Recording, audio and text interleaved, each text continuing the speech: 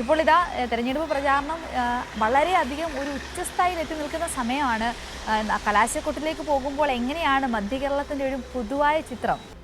Sindhuri, good morning. ഇപ്പോൾ ഈ തിരഞ്ഞെടുപ്പ് സിന്ധൂരി ഇപ്പോൾ സൂചിപ്പിച്ചതുപോലെ തന്നെ ആ കലാശക്കൊട്ടിലേക്ക് അടുത്തിരിക്കുകയാണ്. ഇന്നത്തെ ഈ ഒരു ദിവസം പരമാവധി വോട്ടർമാരെയൊക്കെ കാണുവാനുള്ള ആ ഒരു ഓട്ടത്തിൽ തന്നെയാണ് സ്ഥാനാർത്ഥികളും അതോടൊപ്പം തന്നെ മുന്നണികളും എന്ന് തന്നെ പറയേണ്ടിയിരിക്കുന്നു. പൊതുവെ എറണാകുളം ജില്ലയിൽ നമുക്കറിയാം വാശിയേറിയ മത്സരം നടക്കുന്ന ഒരു ജില്ലയാണ്. 14 മണ്ഡലങ്ങളിലാണ് ഇവിടെ മത്സരം നടക്കുന്നത്. എല്ലായിടത്തും വളരെ ശക്തമായ മത്സരങ്ങൾ തന്നെയാണ് എന്നത് നമുക്ക് ആ ഒരു തിരഞ്ഞെടുപ്പ് ചിത്രം അല്ലെങ്കിൽ സ്ഥാനാർത്ഥികളുടെ ആ ഒരു ചിത്രം പരിശോധിച്ചാൽ വളരെ വ്യക്തമാകുന്ന ഒരു സാഹചര്യമാണ്. അതോടൊപ്പം തന്നെ എടുത്തു പറയേണ്ടത് ഈ ഒരു 14 മണ്ഡലങ്ങളിൽ ടൈറ്റ് ഫൈറ്റ് നടക്കുന്ന 5 മണ്ഡലങ്ങൾ ഉണ്ട് എന്നുള്ളതാണ്. അതായത് കൊച്ചി, വൈപ്പിൻ, തൃപ്പൂണിത്തുറ, കുന്നത്തുനാട്, അതോടൊപ്പം തന്നെ പെരുമ്പാവൂർ പോലുള്ള ഈ 5 മണ്ഡലങ്ങളിൽ വളരെ വാശിയേറിയ മത്സരമാണ് നടക്കുന്നത്. ഇത്തരത്തിൽ ഈ ഒരു തെരഞ്ഞെടുപ്പ് പ്രചരണം അതിൻ്റെ അവസാന ഘട്ടത്തിലേക്ക് എത്തുന്ന സാഹചര്യത്തിൽ ഈ സ്ഥാനാർത്ഥികളൊക്കെ തന്നെ വളരെ ആക്റ്റീവായി മണ്ഡലങ്ങളിലൊക്കെ തന്നെ സജീവമാകുന്ന കാഴ്ചയാണ് നമുക്ക് കാണാൻ വേണ്ടി സാധിക്കുന്നത്. ഇത്തരത്തിൽ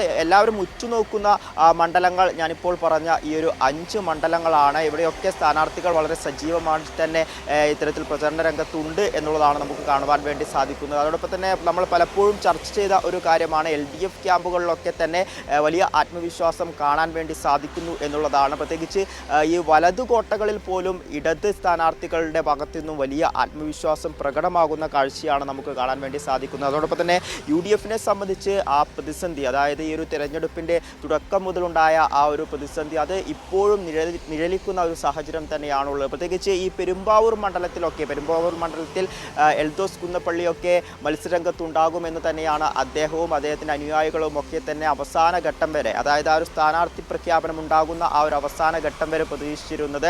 ആദ്യഘട്ട പട്ടിക വരുമ്പോൾ ഈ പെരുമ്പാവൂർ മണ്ഡലത്തെ അവിടെ നിന്ന് ഒഴിവാക്കിയിരുന്നു. അതിൽ ഈ സ്ഥാനാർത്ഥിയുടെ പേരോ അല്ലെങ്കിൽ ആദ്യഘട്ടത്തിലൊരു പ്രഖ്യാപനം ഉണ്ടായിരുന്നില്ല. രണ്ടാം ഘട്ട സ്ഥാനാർത്ഥികളുടെ പ്രഖ്യാപനം വരുമ്പോഴും അവിടെ എൽദോസ് കുന്നപ്പള്ളി എന്ന സ്ഥാനാർത്ഥി പെരുമ്പാവൂരിൽ നിന്നും മത്സരിക്കുന്നില്ല. മനോജ് മൂത്തേടത്തിനാണ് UDF ഒരു അവസരം നൽകിയിട്ടുണ്ടായിരുന്നത്. അന്ന് വൈകുന്നേരം അല്ലെങ്കിൽ രാത്രിയോടുകൂടി ഇത്തരത്തിൽ ഈ ഒരു എൽദോസ് കുന്നപ്പള്ളിയുടെ അനുയായികളൊക്കെ തന്നെ വലിയ രീതിയിൽ കോൺഗ്രസിനെതിരെ പ്രതിഷേധവുമായി ഒക്കെ രംഗത്ത് വന്ന കാഴ്ചകളൊക്കെ ഉണ്ടായിരുന്നു. അത്തരത്തിൽ വലിയ പ്രതിസന്ധി ആദ്യഘട്ടം മുതൽ തന്നെ UDFിലും കോൺഗ്രസിലും കാണാൻ വേണ്ടി സാധിച്ചിരുന്നു. അതോടൊപ്പം തന്നെ കൊച്ചിൻ മണ്ഡലം എടുത്ത് പരിശോധിക്കുകയാണെങ്കിൽ ദീപ്തി മേരി വർഗീസ് അവസാന ഘട്ടം വരെ വലിയ പ്രതീക്ഷ വെച്ചു പുലർത്തിയ ഒരു മണ്ഡലമാണ്. താൻ ഇത്തരത്തിൽ ഇവിടെ മത്സരരംഗത്തുണ്ടാകും എന്ന ഒരു പ്രതീക്ഷ അദ്ദേഹത്തിന് അല്ലെങ്കിൽ അവർക്ക് ഉണ്ടായിരുന്നു. അവർ ഫ്ലക്സ് ബോർഡുകളും ഒപ്പം തന്നെ ഇത്തരത്തിൽ നോട്ടീസുകളും ഒക്കെ അടിച്ച് പ്രചരണ രംഗത്തേക്ക്, അതായത് പ്രഖ്യാപനമുണ്ടായ അടുത്ത നിമിഷം മുതൽ തന്നെ ഇത്തരത്തിൽ പ്രചരണ രംഗത്തേക്ക് ഇറങ്ങണം എന്ന ആ ഒരു ചിന്തയിൽ മണ്ഡലത്തിൽ സജീവമായ സാഹചര്യമായിരുന്നു. എന്നാൽ അവിടെ ഇത്തരത്തിൽ അവസരം ലഭിക്കാതെ പോകുന്നു. DCC പ്രസിഡന്റായിരുന്ന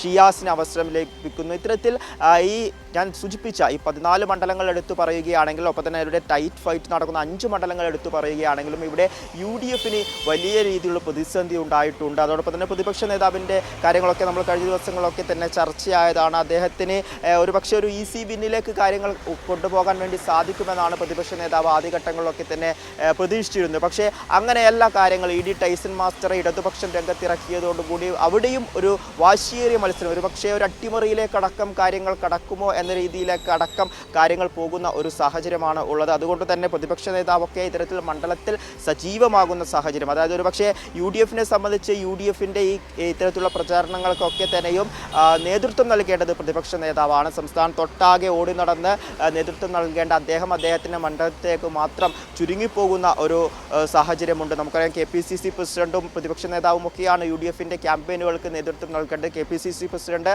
അദ്ദേഹത്തിൻ്റെ മണ്ഡലത്തിൽ കുടുങ്ങിപ്പോകുന്നു. അതേ സമാനമായ സാഹചര്യം തന്നെയാണ് ഈ പ്രതിപക്ഷ നേതാവിനും മണ്ഡലത്തിലുള്ളത്. അത്തരത്തിൽ വലിയ രീതിയിലുള്ള പ്രതിസന്ധി UDF ക്യാമ്പിൽ നിലവിൽ ഇപ്പോഴും ഉണ്ട് എന്നുള്ളതാണ്. എന്ത് തന്നെയായാലും തിരഞ്ഞെടുപ്പ് രംഗം എറണാകുളം ജില്ലയെ സംബന്ധിച്ച്, അതോടൊപ്പം തന്നെ മധ്യ കേരളത്തെ സംബന്ധിച്ച് വളരെ ആക്റ്റീവായി നിൽക്കുന്ന ഒരു സാഹചര്യം തന്നെയാണ് ഉള്ളത്. അതോടൊപ്പം തന്നെ എടുത്തു പറയേണ്ട ഒരു സംഭവം, പ്രതിപക്ഷ നേതാവ് എപ്പോഴും സൂചിപ്പിക്കുന്ന ഒരു കാര്യമുണ്ട്, ടീം UDF എന്നുള്ളത്. അതായത് ഒരു ഭാഗത്ത് ഇടതുപക്ഷത്തെ സംബന്ധിച്ച് മുഖ്യമന്ത്രി പിണറായി വിജയൻ്റെ നേതൃത്വത്തിൽ തിരഞ്ഞെടുപ്പ് പ്രചരണങ്ങളൊക്കെ തന്നെ മുന്നോട്ട് പോകുന്നത് നമുക്ക് കാണാൻ വേണ്ടി സാധിക്കുന്നുണ്ട്.